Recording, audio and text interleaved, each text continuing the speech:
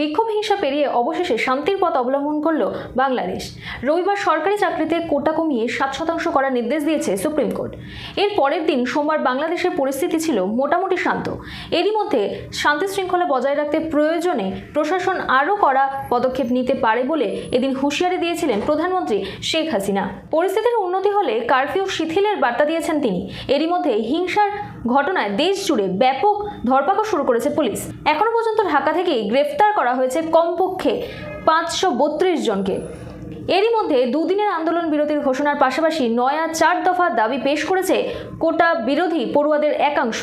এদিনও বাংলাদেশের পরিস্থিতি ছিল একেবারেই থমথমে, যদিও বড় ধরনের কোনো অশান্তির খবর পাওয়া যায়নি। তবুও নিরাপত্তা নিয়ে কোনো ঝুঁকি নিতে নারাজ সরকার। দেশজুড়ে 5 দিন ধরে বন্ধ ইন্টারনেট। রাজধানী ঢাকা সহ বিভিন্ন এলাকায় টহল দিচ্ছে সেনাবাহিনী, জারি করেছে কারফিউ। ওয়াইজ নিউজ, খবরের সত্যাসত্য 24 ঘন্টা।